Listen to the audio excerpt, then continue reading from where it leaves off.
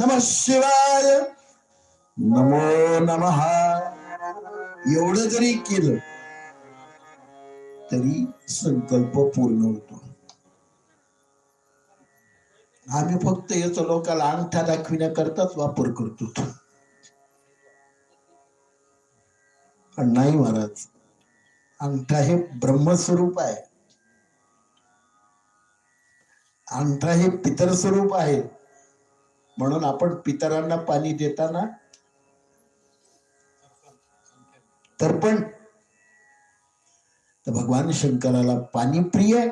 म्हणून भगवान शंकराची उपासना या हेतूने तुम्ही जर केली तर मनातला कोणताही असतो संकल्प असेल तो पूर्ण होईल. आणि याप्रमाणे अंगठ्याला लिंग समजून पूजा केल्यानंतर शिवपदाचा तो अधिकारी बनतो.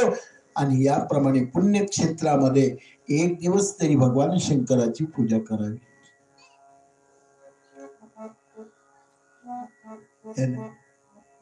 तस्यामृतस्थं उत्पन्नमात्रां देवेशं प्राणिनोऽस्मिन् भुवस्थले बुद्ध्योरप्ता हि लोकेषु त्रिष्वपि प्रतियत्ततां भविष्यामि तथा नान्यं मन एको व्रतो मयम्. म्हणून तीर्थक्षेत्रामध्ये गेल्यानंतर मनुष्यानं स्नान करावं, दान करावं, पुण्य करावं, जप करावा. म्हणून 12 ज्योतिर्लिंग आहेत. 12 ज्योतिर्लिंगामध्ये प्रत्येकी जसं असेल त्या स्थितीमध्ये जाऊन आहे त्या विधीने भगवान शंकराची उपासना करावी. 12 ज्योतिर्लिंग आपल्याला पुढे येणार आहे. काय होईल? तीर्थक्षेत्रामध्ये गेल्यानंतर, महादेवाची उपासना केल्यानंतर, स्नान दिल्यानंतर, दान केल्यानंतर, जपजाप्य केल्यानंतर तीर्थयात्रा कराव्यात. कशा करता? कशा करता?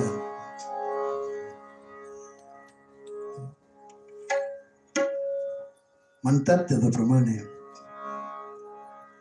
जवळ हे सकळ सिद्ध आहे, हात चालावया पाय, तव तू आपले सहित पाय, तीर्थयात्रा जाय चुकून जवळ हे सकळ सिद्ध आहे, हात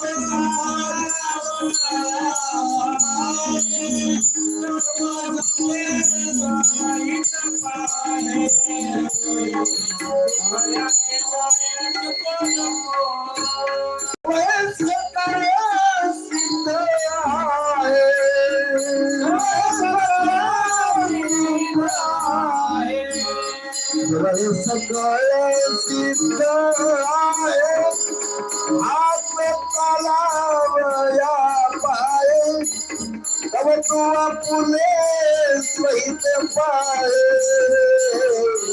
तीर्थयात्रा काय चुकू नको.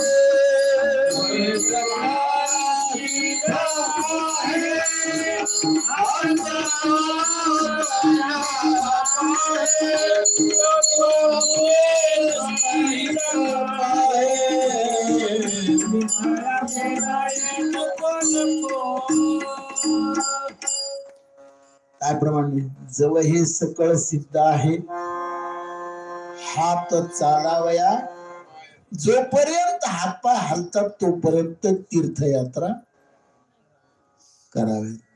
एकदा थकल्यानंतर नाही जमत. बद्रीनाथ केदारनाथ कधी करावं? 80 वर्षाला.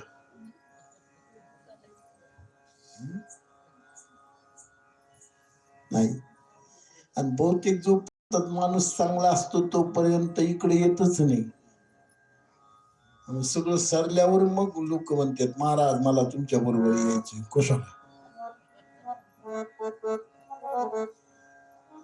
जवळ सकळ सिद्ध आहे, पुण्य संचय करण्याकरता पुण्यक्षेत्राच्या ठिकाणी मानवाने तीर्थ स्नान दान पुण्य करावं.